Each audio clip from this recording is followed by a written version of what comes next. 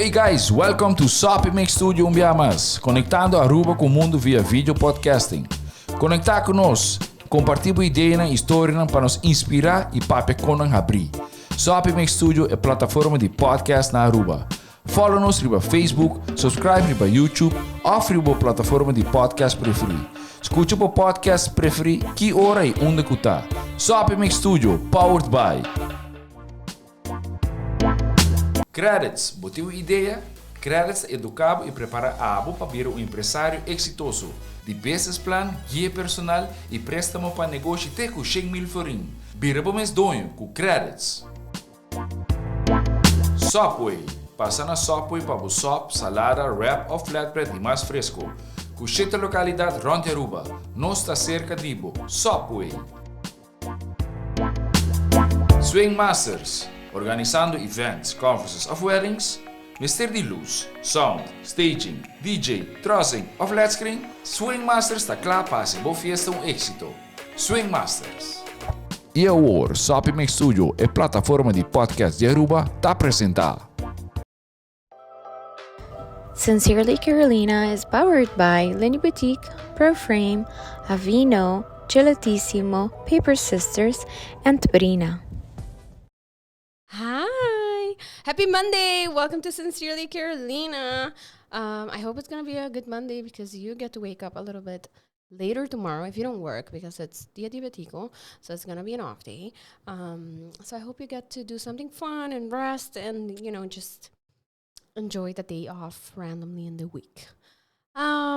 Welcome. So before I continue, I want to say thank you to our awesome sponsors, of course, Sopi Studio, and of course we have Sopi Studio sponsors, which are Subway, Credits, and Swing Masters. Thank you. But also to my really awesome sponsors. So we have Lindy Boutique, who by the way has new arrivals, so go check them out. We have Proframe for windows and doors, yes.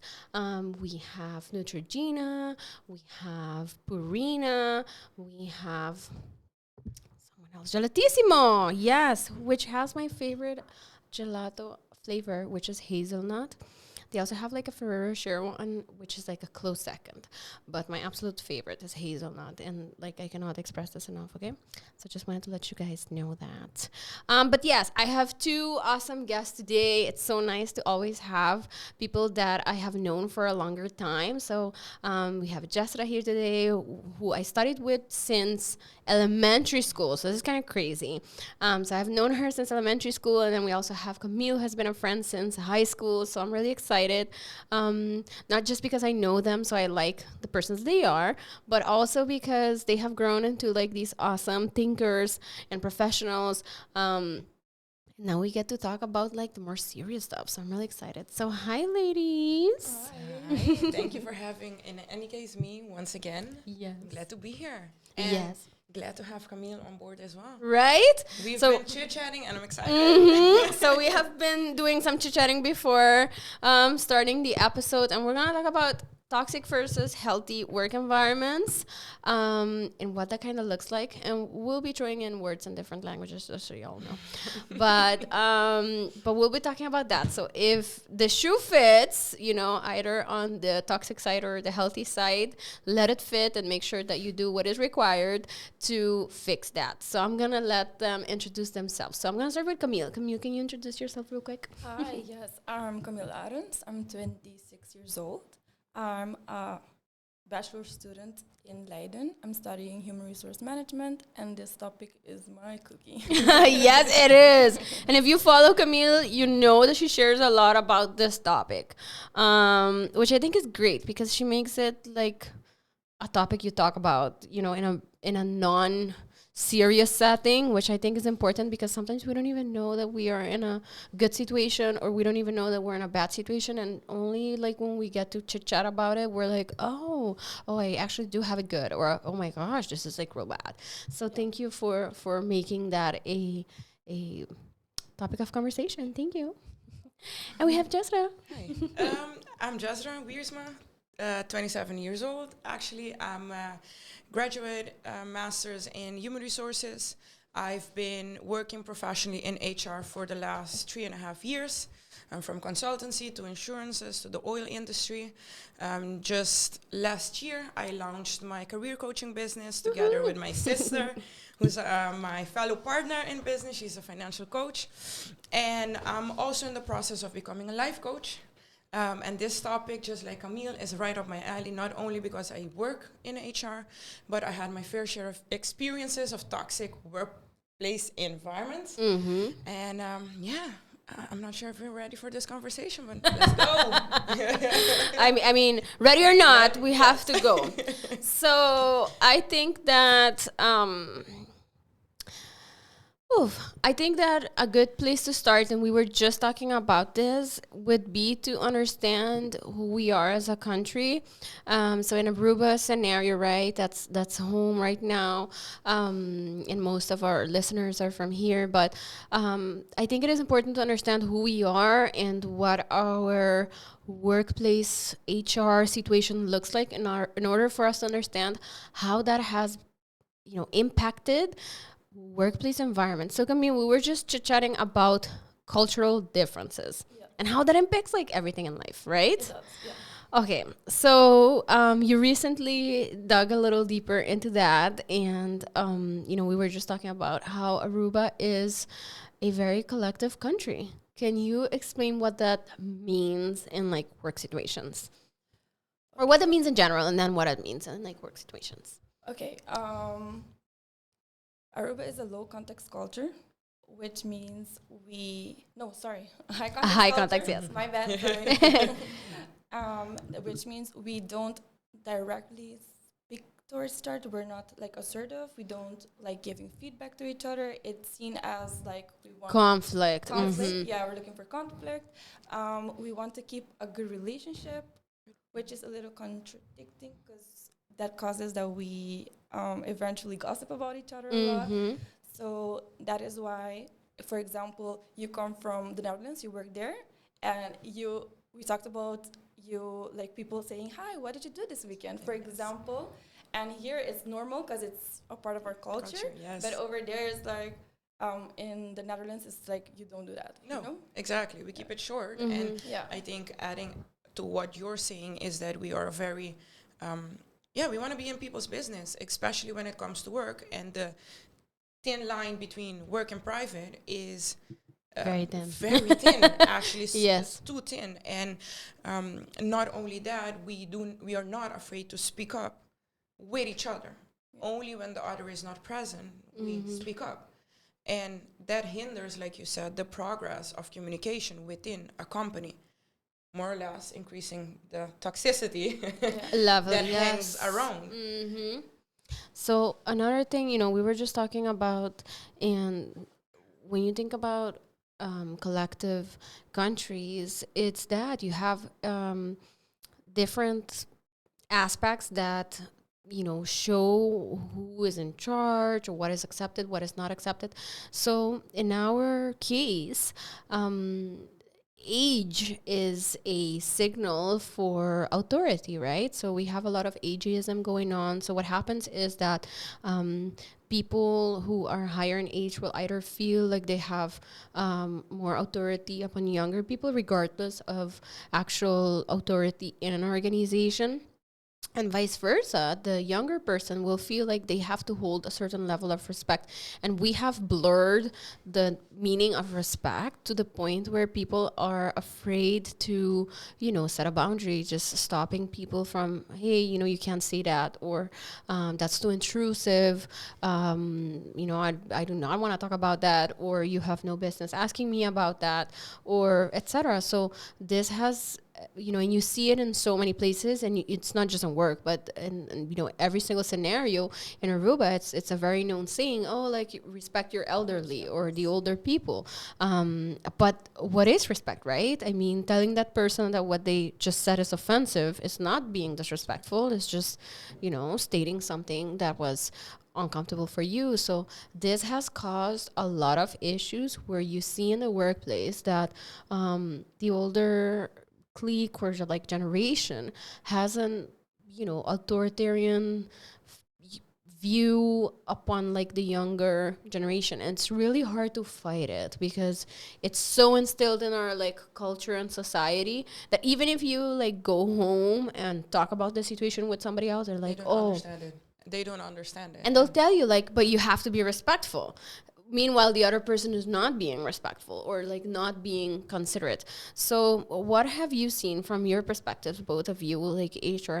How has this affected, you know, people's decision making, like progress in the workplace? Just the simple fact that, you know, that age gap. Let's start there, and then we'll go on to other. Well, I will take this answer actually because it's something I'm very actually interested in, especially because when we talk about diversity, which is also a topic related to workplace environment, Yes. diversity is not only related to gender, race, and all of that, and culture, but it's also related to years in service, tenure, knowledge, all of that. And the moment you start looking at someone else, rather young or old, as someone I can gain information from, and less as a threat, we will be able to make much more smarter and innovative decisions. But what we do is, oh, you have something to say, but I have the years of experience. And the sentence I hate the most is, we've been doing this for way too long. And that limits our decision making. And definitely on the islands, because we have very creative people and innovative people on the islands, rather young and old. But we see each other so much as competition instead of trying to think about it. Hey, I can learn from you. You can learn from me. I can learn from everyone around me. And that needs to be the standard in the workplace. And like I said, from experience, you see businesses making decisions over and over and over again based on the fact we've been doing it like this, or I have the years of experience, so I will keep doing it like this. And it hinders growth. I've heard a lot of times, eu wil dat acaba. Exactamente. It exists. Uh-huh. Because I'm like, I came from the Netherlands and I came here to do my internship and I'm all excited and I have so much ideas. Like I see, like everyone's demotivated. I want to do everything to like change that. And the people are like, no, we've been doing this for a long time. Yeah. The wheel is already Invented and Stop die probabilità, mani. Accepta cost money time. No, I'm not gonna do that. But you know, that's even the funny thing about culture is you can't switch culture. You cannot shift culture. You can adapt a culture. Exactly. And the moment we start rephrasing how we speak about experiences, what I bring to the table, and look, at the end of the day, we have to accept the fact that people will leave organizations. Yeah. But what I do not understand is, if you keep saying, I work in a toxic work environment, or I cannot go about the fact that people keep throwing shade in my face, I have more experience, you don't, and then I say, what are you going to do about it? You are then in that moment, and I do understand that we live on a very small island, so our options are very limited. But how are we going to break that cycle? How are you going to say, either I will leave you? Because honestly, some toxic workplaces really need that, people to just pick up their shit and leave. If that's what it takes for them to learn, then that's what you need to do. And how would you position yourself in those situations? Will you stay, will you leave, or will you keep taking it and leave it for what it is? Because if they're not the ones breaking the cycle, who will be the ones breaking the cycle? And I'm not saying it has to be disruptive breakage of the cycle, but we have to become more vocal. I am not a threat to someone who's older or has more experience than me, and they are not a threat to me. In no case necessary, because what we learn here is that you have a degree, that means that you have to enter certain positions or but most times we also, as the younger generation, think, oh, they don't have a degree, so they are not capable. But they've been sitting there for 40, 30 years. They have 40, 30 years of experience, which I do not have. So you're not my threat, and I'm not your threat. No. It's as simple as that. But, and then I do think that we are shifting to a more technological environment where people who are not able or willing to adapt will feel threatened. Yes. We are very hands-on and we're ready to work. And one thing about working in a toxic place environment is people feel threatened the moment you know or they know that they're being lazy or they know that their work is not executed properly and you're doing it most of the times, not better, just differently. Yeah. Correct. And that's when people also start feeling threatened. And I also think that, like right now, we have a huge influx of a new generation coming in. It's a generation who is considered right now like the generation that is most educated, right? To the point where what was considered rare or different is no longer. So it's like a huge influx of all these new employees who most of them are indeed educated but also come from a generation that is much more vocal, that a lot of I don't want to say boomers, but the older generation considers snowflakes. So I have heard that a lot, like, oh, your generation is so sensitive, etc. It's not, and I want to say that yes, and to a certain extent we are sensitive, but we are sensitive to the things that have been going wrong, things that have been accepted for way too long that shouldn't have. So yes, we are sensitive in that sense. So you have a huge influx of this generation coming in where their threshold of toxicity acceptance is so much lower, right? So they're coming in and they're coming into environments that have worked in a standard of things that are considered abusive, even in family households, not even workplace only, but they're coming in and they're being vocal. Why are you still accepting this? Why did you accept that for so long? How is this? That's what Camille was saying. Like, she would say something and they're like, oh, but this is how it is, or this is how it works. And it's like, okay, that is how it has been working, doesn't mean it has to continue working that way, right? So you're seeing a lot of clashes at this moment where you have generations that are like, no. And like you said, so then comes the part, it's like, these are my boundaries. Are you capable of staying outside of them, or I'm gonna leave?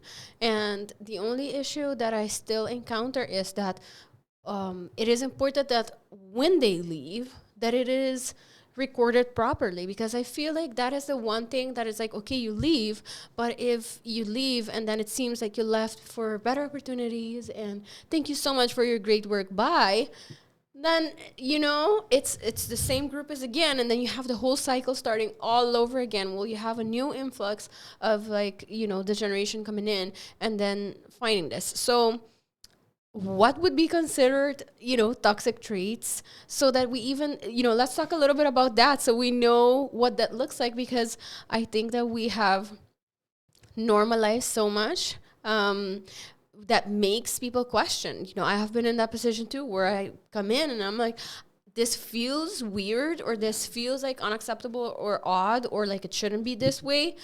But then you're not even sure because you're in the minority at that point. So you're like, am I being too much? Am I being crazy? When you talk to like older generation, they're like, you just gotta suck it up, or don't think about it, just leave it at work. And when you come home, don't think about it. And then, when you talk to other younger generation, and they're like, yeah, no, like that is not okay, right? So what are things that are considered? And I am asking not from just like a personal perspective, but from a genuine, like your profession, right? You both are in the HR profession. That is something that we're going to touch in a little bit too, right? What it is to be an HR professional. But you're both in that profession, what is considered, and I always tell this on my show, there are people out there smarter than us who do a lot of research collectively. A bunch of great minds come together, and then, as communities and societies and professionals, we decide baselines, which are changed with time. So I want to know, because you are a relatively recent graduate, and you're still in the education aspect, right, of HR, what is considered now in this time and age, right, toxic, so that we have a better look at what that is. Okay. Let's start with gossiping. Mm-hmm. We mentioned that before. A lot of people are afraid to say things in your face, like if you bother them or if you've done something incorrectly, or if you haven't done your job correctly, that's a topic you don't Talk about, you definitely. don't talk about. And usually, for example, I see people working with their colleagues, and their colleagues keeps making mistakes, and they get so frustrated, like, because you have to fix it, but you can't tell them directly. Yeah. But you go vent with like someone else, and then it gets like, you get more and more frustrated. It gets personal. So And that usually also creates, or what I have experienced is that it creates like groupthink. yeah, Because Yes. because Yeah, I go yeah. and then you change that other person's perspective on that colleague, right? Yeah. Because I go to you and I tell you, for example, I tell you, Jesra does this and that, and then you start looking out for those little things. Yeah. So I have just added you to like the anti-Jesra clique or yes, whatever, right? exactly. Yeah. Yes. And that it's great that you say that, because gossip, I think, is the end result of not being able to tell people that you've done your job. Yeah. Not specifically wrong, but It needs it adjustment or needs betterment. adjustment, and we are not open for that. I still can understand.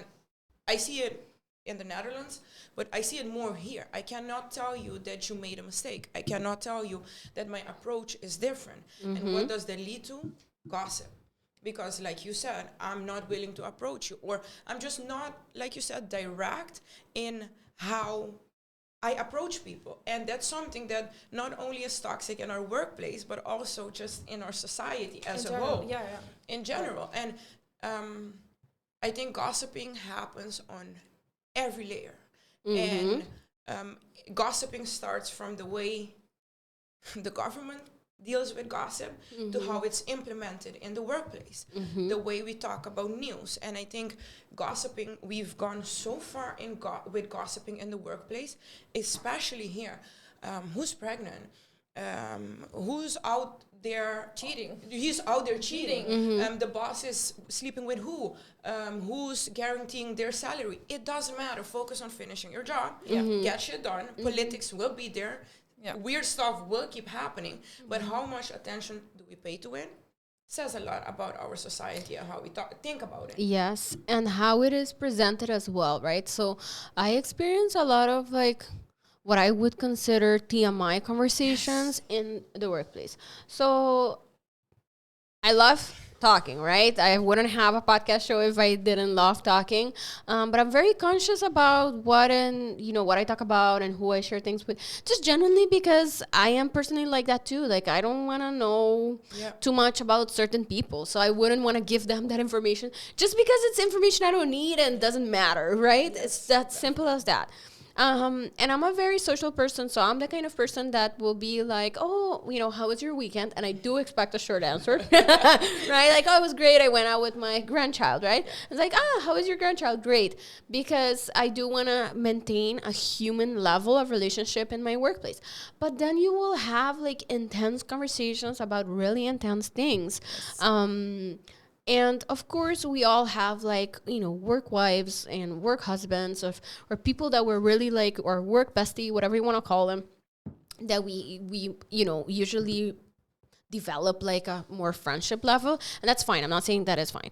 But what you just said, so you will hear gossiping about people you don't even know. It's like we're prepping for a meeting with this person, and then you just learned like their whole teenage past, or their whole story about their past marriage or whatever, and it has like zero added value. No, that comes from having a high context culture. Right? We go really into details. We're not like, okay, I had a great weekend, yes. But no, we want to tell you what we did, what happened. If we're heartbroken, we want to vent. Yes.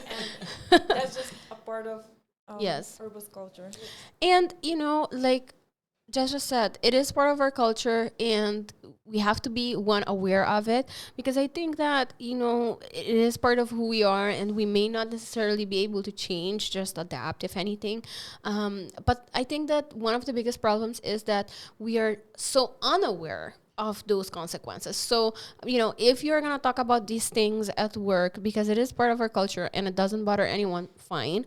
But then make sure that it indeed is not affecting work results, which we see, it is happening. It does, And I have experienced this with like So, you guys know, in my foundation, I love, in FA, I love students. Like, when they come and they're, like, thinking things outside the box, I'm like, you want to create a unicorn? Please do. Like, please show me that unicorn. Like, I get so excited for them because I do want that perspective of outside.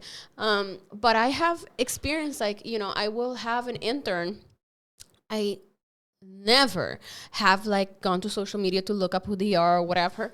I just go, and if I find them on social media afterwards, because I'm tagging them and stuff, then I'm like, okay, some of them I like their content, so I follow them, some not. It depends on how I develop on that relationship. But I have experience with like other foundations and workplaces that is like the first thing they do, right? They want to get into like the nitty gritty of their person. Like, they don't even go into LinkedIn first. If you want to, go to a professional social media page, if anything, that is what you should go. But they go into people's personalized, they'll go and ask around about these people, right? In like a non-professional setting, right? Like, what have you heard about this person? And usually it's not, they say like, oh, they were a great coworker, or they worked at this place for a very long time. I wonder why they changed, which would be like a, I think, rational answer. But instead they're like, oh my God, who he was dating last, right? And I think that even though it is our culture, we have to be aware enough of how this will impact our decision making in the workplace. The unfortunate part is, and it's something that really bothers me when I look not only as HR professionals, but also the people who are in control of changing the narrative, doing exactly what they say are not okay. Not to throw anybody under the bus, I've seen several. And I will say this with no shame, HR managers and HR directors and HR people on the island go on Facebook and say, the first thing I look when I'm looking up for new employees is their Facebook, if they have a bikini. They even threaten people with it. Yes. Uh-huh. And I'm like, how do you want to change the narrative? How do you want to attract people who are open with you if you put a judgment the moment I step into the workplace? And that's the sad part, that we are not changing the narrative from bottom up. As a collective, we're trying to change the narrative from down to up. And that makes it difficult because the people who are in control of the narrative are not yet aware of their own wrongdoings. Exactly. I still cannot understand the fact that we look at people's personal lives to determine how capable they are in their jobs. Yep. I think on the other side, unfortunately, I fully agree with you, but I've had cases like people applied, and I'm not one to go to Facebook, but like it was like a toevallig thing, and the person, like the guy had guns in their cover photo with weed and stuff like drugs, and I think those are things you can like. Yes. But then there are different ways as an employer, and that is toxicity in the workplace. Yeah, and I was going to say, like, when we're talking about this type of stuff, we're talking about, like, legit, illegal, criminal behavior, right? Right? Versus, if in you a can... bikini or saying... Exactly. Because sometimes I share things, but I don't focus, like, on the... I know. On the language. Yeah. And my mom's like, oh my God, you're not going to get a job in the future because you said fuck in this. I share this post. Yes. It's not me saying it, but I agree with the content. Context, yes. It has fuck in it. And she's like, no, you have to delete it. It doesn't look good. I'm like, okay. Yeah. I'm like HR. I'm not supposed to look at people's Facebook personal life. But even those boundaries, and I think one thing that... we were just talking about it. You asked what's one thing that creates a toxic workplace environment is treating your people as if they are less. And with what because of what they do outside of work. But not only that, as an employer, and definitely on the island, I've just been reading a lot about labor law here. And there's a lot we cover, but there's a lot we don't cover when it comes to privacy. I can still have pictures with guns and drugs on my Facebook, but you can run a certificate of conduct before you hire me and check if I have a clean report or not. Whatever I have on my Facebook, yes, it determines some part of my personality. Absolutely. It speaks to who I am. But it's not specifically who you see in those pictures. No. So what you're saying is you're cutting me short because you made an assumption of who I am. And that's human nature. That's fine. But as an employer, we're not playing with human nature. We're playing with what are the facts, what am I willing and able and allowed to access from someone. You want to see if I have a clean report? Call for references. You want to see if I have drug problems? In some organizations, we can test those. For specific jobs, we can test those. Yes. You want to see if I have a clean record? There's a certificate of conduct you can ask. But we do not make use of those resources. We would rather opt to go, let me go check on Facebook. Let me go call people to see. Yeah, or you see a friend and comment like, they know them. I'm going to ask them about it, right? Exactly. So that is definitely, which also leads, circles back to the gossiping aspect, because at the end of the day, it's you're basing things, again, like what you said, not based off of facts, but based out of rumors. So yeah, definitely, that is something that is not okay. So another example of like a toxic work environment. Setting boundaries, I think that's a very... The lack thereof. The lack thereof. And I mean that in all senses. If I tell you, no, not today, that's a boundary. And you got to respect that. If I tell you what we were just been talking about, one boundary, because the last boundary that I would want to talk about is sexual harassment on the workplace, because that's the most toxic here. And I'm not sure to which extent we are... okay to talk about it, but that's the furthest toxicity that we can reach. But I think setting boundaries is one of the most toxic traits on the island. And I was just telling her, how is it that our law, I think, protects us from calling in sick, but my employer wants to know why I'm sick, what I have, when I'm coming back to work. They want to know why I'm burned out. They want to know why it's not going well at home. That's not your business. And setting boundaries in the workplace is something that we, as a community and society as a whole, we neglected. Yeah. I'm not sure why. I still cannot understand why we do it, because I always say to people, I work in HR, you're in the power position. An employer wouldn't have you if they wouldn't need you. Yes, we're all replaceable, but you're also, they don't tell you where they're going to allocate their money. Nobody consults you in that. Nobody is going to consult you, or I'm going to not extend your contract. They do it on that day. So why do I have the need, the pressure to tell you I'm sick? I'm not coming into work today because shit is not fine at home. Those are boundaries that we do not respect on the island. And unfortunately, as a younger generation, I see us going in the same loophole. We are afraid of our employers. Yes. And we should not be, because we're not setting boundaries for them to respect. I've had 2 burnouts because I was not setting those boundaries. I was not telling him, for instance, I was promised a raise and I did not get that raise. I needed time to process that. That is also a boundary. You disappointed me on the workforce. I'm not going to take sick leave. I'm going to tell you my performance is going to be last these days. And I'm that type of employee. I'm that honest. I will tell you, you heard me. You've questioned me. And that has an effect. That's a boundary you've crossed. Yep. And sometimes I cannot come back from that. And you have to respect that. And here, it's we take from your salary. You cannot take sick leave. Even when you take sick leave, I'm calling you. I'm looking where you're at. It's if we cannot go on the street when we're sick. Going outside is actually beneficial for a recovery. Oh my gosh, I was just gonna mention that when we talk about like sick leave or that level of privacy, right? So I read this thing that said, like, you know, if you call in sick, like, we have this tendency to like over explain, and I have done that too. And then, you know, as a professional in the healthcare field, I disappointed myself because I was like, I am not even respecting my own privacy by oversharing. And I see this at work, where people will be like, you know, our workplace allows you to go have doctor's appointments and stuff like that. But we also do not trust our employees enough. So we also over ask, right?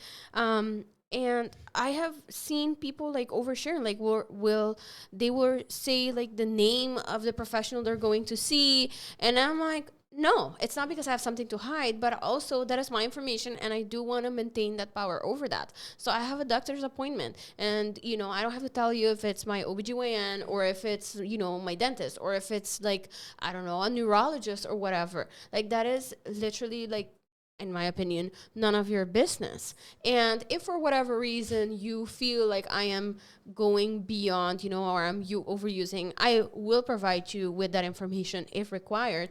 But I think that we also ask that too much. So you will have, again, looping back to gossiping, going about that. So, you know, this person is going to that one physician a lot. Yes. What's going on? But is it allowed or not allowed?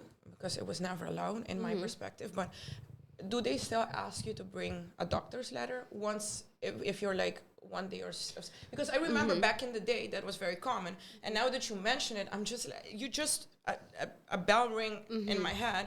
We were just so programmed. Yeah. Remember when we went to colegio? Yeah. You were 1 day sick, And you have to bring a letter. Why? Maybe I'm not physically sick. I'm mentally tired, and that's also a part of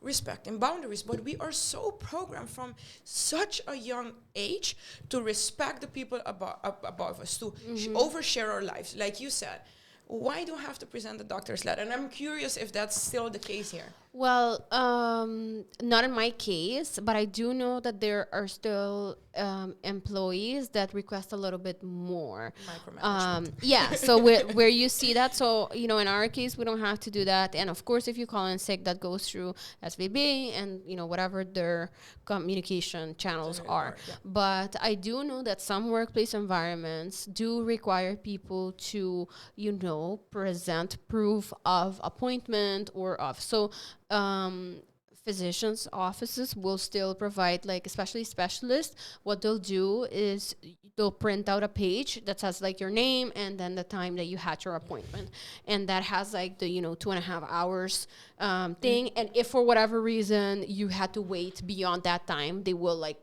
you know, the secretary will write like a note like, sorry, we had a big delay or whatever. So I know that happens for some reason, but I think that also increases anxiety levels for an employee, you know, and I don't think that's healthy, because then you're like constantly feeling like you're walking on eggshells. And I mean, we focus too little on actual production and innovation and, you know, progress versus like, are you here or not? Yes. Right? Yes. But Definitely. yeah. Como se die oren sta jong. Uh-huh. Så de querem net bisa, och där syns man ju mucho. Dat dus. Pero ni är säg enkel att bom. Dus It was until I had my first burnout, like first heavy burnout. Thank God I recovered from it. So because you do not most of times recover from a burnout, or I'm not fully recovered. I still have those like small marks. I'm like, oh, here you are again. But I know how to deal with them, or deal with them. Sorry. And I think I remember the heavy burnout. I was just so afraid to just tell my manager that I'm not physically sick. I did not have the need to cough, or I was just mentally, I could not do anything anymore. And she was like, oh, but how do you feel? And what do you feel? I'm like, I just don't want to do anything. And that's also a feeling. I was like 3 months on my couch doing nothing. That is also my body manifesting itself in sickness. And I cannot tell you in that exact moment to tell my manager, hey, you know, I'm not sure what this is. I think it's a burnout. But we forget that we are allowed to get sick. Because, like you said, they treat us as if we're small kids. Well, we're not allowed to get sick. You know, here's what I consider a toxic trait into that extent is how we prize people for not being sick. Yeah. So that is Yes. something that we see in a lot of organizations. So if you don't have sick days in this amount of time, so months or years or whatever, either a bonus is tied to it, or extra benefits. I always forget that. That toxic shit exists here. I forget it because it does I want not to exist. mention it, yeah. I forget about it all the time. Whoa, yeah. You know what that does to people? You know, that makes people make decisions. Like if you are in a low paying grade job, right? And that bonus means so much. Like for some people, especially in like the higher positions, that bonus might not be not mean much, right? So it will not impact their decision when they are feeling sick. But do you imagine you have somebody which is like right at the baseline of entry level or entry level of a salary, where a bonus would mean that their family would be able to do repairs at their house? They will make decisions of feeling like genuinely bad and not go to like their physician, not call in sick, to the point that they will go to work, crash at work, Yes. and then realize like, oh, you had this infection going on for this long and you didn't take care of it, right? You had this growth in your body. So, and then the employer is like, okay, you're gonna get this much time sick leave, and if it's not fixed by then, you gotta go bye-bye. Right? So we are not taking care of our humans. So I do want to circle back, because we can talk forever, and I'm looking at my watch and time is going so fast, about how the lack of true HR professionals in organizations have impacted how we look at human resources. Like that's what these are, our human resources. These are people that we are supposed to be managing to the best of our abilities and max capacity to get the work done and make progress for this organization. So Camila and I look at you, right? I want to start off by saying, Yeah. sorry. No, go please. Go. When I tell people I'm studying human resource management, they look at me like, What is that? why? Jij bent de tante, hè? Yeah, why are you like, it's a very, I don't want to say hated, but it's a really hated profession on the island, very looked because down on.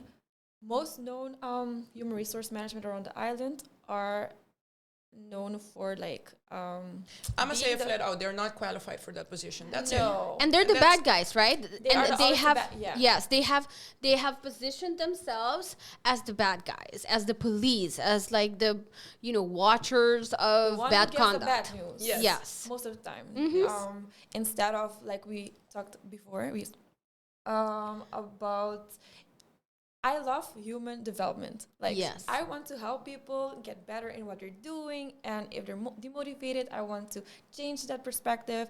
But most human resources on Aruba are not like focusing on that. They are focusing on, okay, when you do something bad, you get it. Warning. So You the get it. administrative aspect of it. Yeah. Which is not bad. No, At it's all. part of the job. It's Yeah. part of the job, but Yeah. it cannot be the sole part of the job. And No. I will give a simple explanation of my experience when it comes to that, like we just had. I run HR currently for 190 people alone. I do it alone. However, when you talk to people from the company, they will say, HR is from our company is super slow and we take forever to answer. But then you ask them about my feedback, how I am as separate person and separate part of the team, and then you hear, oh, you're different from the crew. You have more energy. You actually listen to us. And I know here that, like I said, people here are not qualified. They do not have a genuine interest in the people. And you know what hurts In me? human development, Yeah, yeah. but you know what hurts me the most is that highly educated people, or people who have high ranked position or top ranked position, they get access to the information. And what hurts me the most is, as HR professionals on the island, whether qualified or not qualified, we do not make a single effort to educate our people. And you know why that happens? Because it's beneficial to leave people with the unknown. And I think, and I'm happy to have someone across the table, because honestly, qualified HR professionals are limited on the island. And I know some of you Greetings to all of you. I see you hustling and trying Yes. to make a change, but it's not easy because we are so stuck on we have to do the admin. We have to be the one to give the bad news. We have to be the one to say that your contract will not be extended. When will we as an island give people the responsibilities that they are supposed to be executing in their jobs? Do you want to have a manager position and do you want to be a team lead? It's your job to tell people that your contract will not be extended. It's not my job. I can support you. And that's HR. We're not the bad guys. We Yes. support you in that. And in making that process, as smooth as possible for everybody involved. And I think we kind of lost track of that. So I have been working on the island for a little over 4 years now. Yeah, which is kind of crazy if I think about it. But I have not once, and I studied health administration, right? So which is like health management. So it's like management within healthcare organizations, which is really interesting because you do get the basics of like management and stuff, and then what it means in a high stress situation like a healthcare environment. And so I do know a thing of two of like what management would be considered, what good HR be considered, right? Because it's part of my education as well. And I always like wonder like when that's coming. So that aspect of like genuinely having somebody to talk to about like I am feeling this sense of demotivation without it being an issue. Like, do we need to have a meeting with your boss and be like, if it's gonna be an issue? No, I need you to help me through this. There's this new change coming on, right? Or something that a lot of people experience is like where they do not agree with a decision that they have to execute, right? So the decision is made on top, and in some organizations that's just how it works, and then people who have to execute it are not okay, on a moral level, on their values, on an ethical level with whatever they're about to execute, and they have nowhere to go to talk about this in a genuine sense. So what would it look like in a healthy work environment? How would that function? How would you be able to like reach out to your HR professional, to your manager, and be able to talk about these things? Like what would a year or day or week, I don't know, whatever context you want to use, in a healthy work environment actually look like? Okay, when I did my internship, because I was new and I was chirpy, and Chirpy, I love that. I wanted to make a lot of changes. People were like really intrigued by coming to me and just talking to me, like talking to me about their demotivation, talking to me about Having like a safe place to go. Exactly. They don't have a safe place to go. And I started to ask them like, hey, talk to me. Tell me why don't you feel like you can talk to people? Because it goes back to gossiping, for example. Or if you say something, they say, no, if I say something that they don't want to hear, it's going to come bite me back in the ass. Most people tell me that. Most employees tell me that. No, I can't go say, I can't. Like they panic, they get anxiety. Because HR is just not a safe space. No, it's not a safe space. It's not a safe space. So a perfect day would be that HR is a safe space. Exactly. Right? Have an open door policy. Maybe you have like walk-in hours where you can just go and talk, check-in moments, right? I don't know, surveys, things that, right? I feel like that those are, it's like the HR is not allowed to do certain things. Like, for example, okay, met de beste papiamento aqui. Go. Nang no mag of nanta e directeur tin wo riba nang of mang riba nang. Dus nang no tin nano po has a certain decision of say certain things because nang tin nata mane e no e teacher's pad pero e director's pad, which is not a point the HR at all. At all. Pese tu ora me being has me stage na mit mane nope, I'm here for the people. Yes. I see injustice, I'm gonna fight for injustice. Yep. Então sempre me click with director no mit mane this and this has to change because assim não me tá HR me setup pero hope na mane no cuidado bona po step mane. What are you doing? Di combo que vai direct but think by step for step. No, I'm not doing say. And also like hiding genuine information that might help somebody because you don't want them to use it, right? So, ideally, like when I started working, I didn't get like a rundown of, my perks, my rights, do's and don'ts. Like I didn't get a genuine conversation with an HR person, and I work in the largest organization on the country, right? Yeah. I didn't get like a talk where you have like, if there's something that happens at work, this is who you need to reach out to. Like this is how you go about a complaint. These are your rights. Make sure that you are like, I will have a situation where I'm going about something a certain way, and then another employee would be like, oh, that you can actually get like this and that for that, and I'm like, why are you whispering?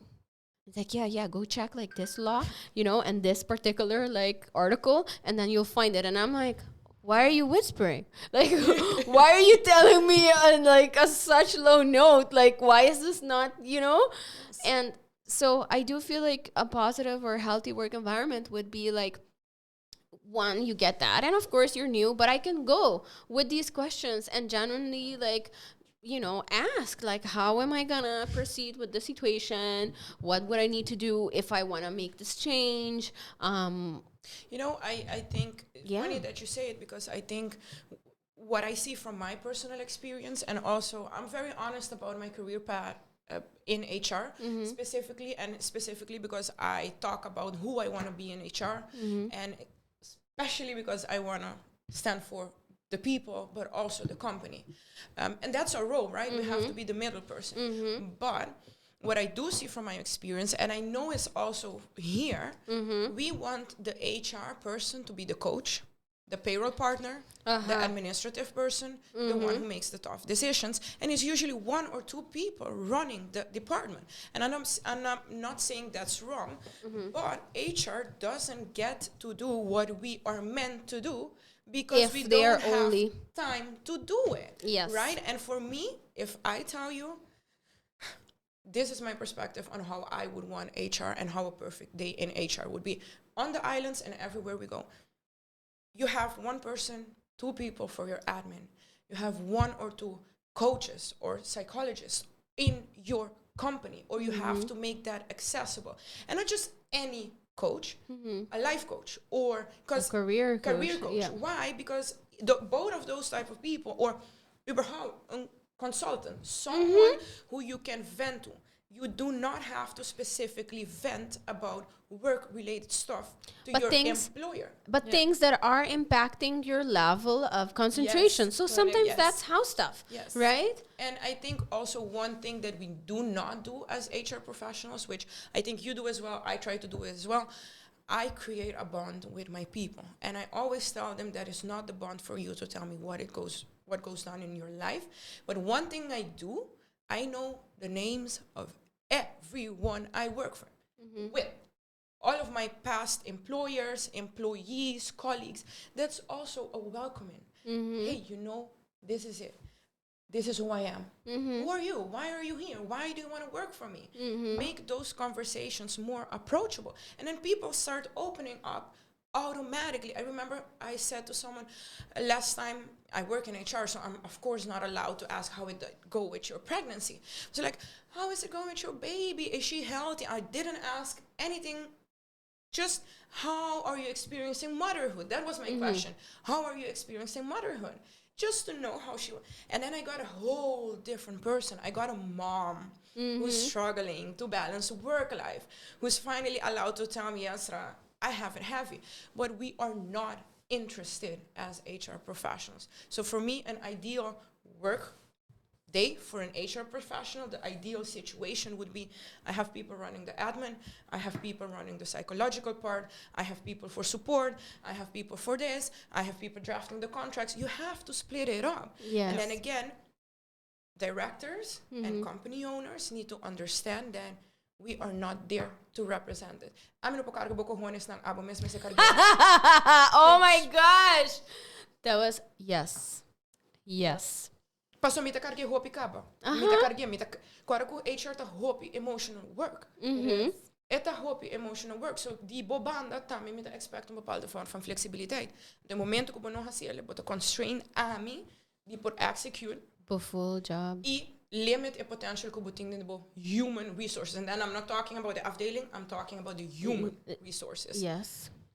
Thank you for that, Jesra. I think you said it very nicely. Anything else that you would like to see more, Camille, Kiko, algo bolo que wak mas dentro nossa organização aqui na Aruba para nós por reach that level of healthy work environment? See, for starters, feedback giving. Yes. Então, essa é orde normalizar. Que não, mane, doe bom feedback of mane tips and tops na tema na Holanda, mane, I give you tips. Constructive criticism. Correcto.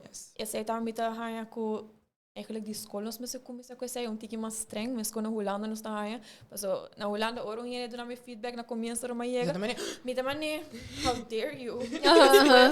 Después não papai como nada passa, bota querer um problema, pero esta maneira it's just the way they are, they're very direct. Então me sinto que essa é ajuda hope ding trabalhando com gente, mas na Aruba nós tinha problema de nós não tá split relationship and professionalism. Me conhecer bota me friend, então me tá tinha de me charity também, mas bota trabalhar com friends, pero it's like a business. Yes. And é maneira de como botar switch, maneira, okay, a walkie bono me se get offended de friend-wise, because we have to do certain things, nós temos certo goal que nós me se chegar na dia, dus não tomar me na mala, tu botar anxiety timbia para approach certa coisa, não?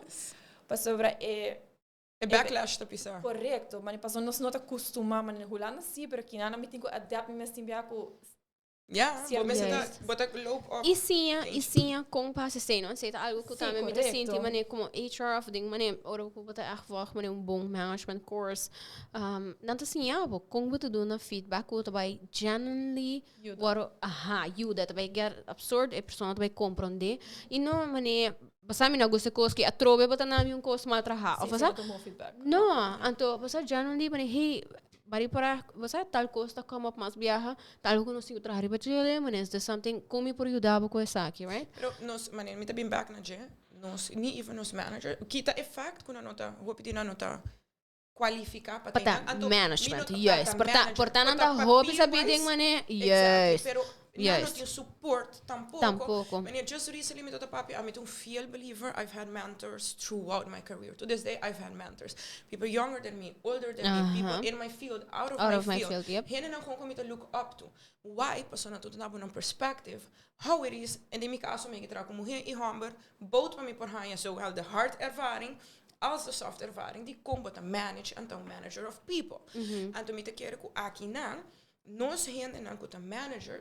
Não tem listening ear para tampouco. Não. Dus com a mi pobisabo com para dar feedback, se mi mesmo sa com para receber feedback. That is one. E seguinte parte tá, que hope de na mes ta carga cosnan, com na nossa com para give over na employees na. A mi como Jesra, tá é difícil tu desde anto cara a mi no manager. Para mi bisabo, você é luna que pode cobrar por 200 flori menos. Pero as a manager, botin ku chega um bepaalde nível, que por toon empatia, mas é tá difícil, pero a company decision. Então, nós não temos support aí. Nós tá pensando que, passou para técnico gezien, and then here's your position, of wat papierwijs op je bom, dan nós tá bem tabi, não? Então, figure it out the boom. Pero quem tem listening ear de nos managers, management não tá. Não. É não tá management. Não. Então, eu vou criar Prina, mas tá wak. Net me quero bisa. Invest, laga in invest, beginnen een keer voor je mass accessibilidade na het type de curso. Nou, aqui Anton no management courses so, like we said, cultural sensitivity, right? Because financially, hope companhia not invest. Then human resources. Correcto. Exactly. Correcto. Essa é isso. Pero essa aí hebben nos back na onder nos tá watata. Voel die begin het gesprek, want we zeggen, how are we going to change the narrative? Wat ik de landen aan je ding aan je fobie, met de dingen aan die werkgever, of wat take control of it. En dan is zij te onderkomen te keren as a pueblo as a whole, waar yes, financially, het is difícil voor hen de landen bisa maar yang met bij toe management course. right? But there's so much available on the internet. There's so much things we can get Correcto. to at least pone un stepping stone. And to as long, me te quero para finalizar o episode, as long que nos laga e ko ki kana, e a toxicity, nos queda sem papi DJ, nos laga ding mang di management, nos laga mute e HR para te beneficianos, of wak e HR como hene malo, nós também cada 10-20 anos de conversação aqui. We can be having this conversation aqui 10-20 anos e nós todos sentar na mesa, of nós tem burnout, of nós acaba talando um grupito de gente que talk about these things, so nós não também tem lugar mais para vender. So how are we going to change the narrative? So dingen man die werkgever het in 20 anos acaba que não acaba, 30 anos acaba que não acaba. So het para nós para cambiar narrative in some way. So, finalizing thoughts, manera ba mencionar, mi te quero hopi ko sa ding nos mang, misaku mayoría de listeners ng nos generation, so I am talking to you, right? Because I'm sure we were preaching to the choir here, but put it to action, right? Verwachtun tiki mans dibo employers ting ora dori basa bopo ask rhetorical questions. I do that a lot. Manin nos nota hasi esaki kinang basa esaki ta acceptable kinang, make them think about it. Si bata hindi ko mo porta as direct immediately. Touch that base, basta? Even to the simplest question. Wanneer ora bo approach bo werkgever po een salarisverhoging. Umbia mas foto di me binnen met as mas. E dico mi quanto bokia? E dico ni quanto bota willen padunami. Nunca mais me não hai outro contexto. So ma pone abo e ora dinha posição de decidible word. Decidi mi word. Mi não tá bistedem bo mami, tá dunabo idea. Pero abo dunami ruimte pa bo bisam. Be more proactive in my life. Instead of me being more proactive but get more out of you. We have to reciprocate that relationship, and it's not being reciprocated right now. Siguro que sim. So, tips to try to exercise this week. Awareness checks. Oro un gente porta being reach out na bo even si bo work wife, right? Ante contabo algo ko apasele ko ta hopi no encontrele si ela purba si et un forma si te sintile portate asa puntrele si te sinti comfortable, si te sinti safe enough to bring this up with someone, right? Si te un situação que passa ko ta algo ko portato da gemeen of unethical of completamente incorrecto, right? Si un gente te donando bad feedback di un persona, porta questioning, right? If feedback eta genuine, eta di verdade, wana gusto trabalho pa kiko. Challenge nang pa conta abo kun nan sito tin confianza di being reach out na gele, kiko mo não gusta, kiko não abai bom. Anto si não po verwoorden de uma maneira, porta ajuda na verwoorden, então bisa basa mi ta haya ku maneira bota explicando mi, bo por explica persona aqui, of maneira bota explicando mi, basta no bay. So, bang traha ko outro para mim, because I know it's too hard mo may bisa di biyaha, bay do na persona so feedback maneira kita, but let's start working on being each other's mirrors. Bounce back those ideas. A lot of times, nos mirror each other. Nos mirror who I do not want to be in the workplace. So, lay that on the table. Exactly. Lay that on the table. Correcto. Bounce back ideas. Question each other. Where's that coming from? Eting added value. See of no. Kiko ta kostang kubo mester. Pag grow. I bang just pur batraha on that. Min nota kero ka episode ki I do this topic justice enough. So we would need to talk about this again. Pero mita quiere que we're off to a good start, at least, make conversations. Anto, hey, there you. Si bata sinti ko algo ko sa papi about touch you specifically, you can always reach out to one of us and we might guide you to whom you should talk about, right? But I think that we now have a better idea of why we see so much toxicity, right, within our island organizations.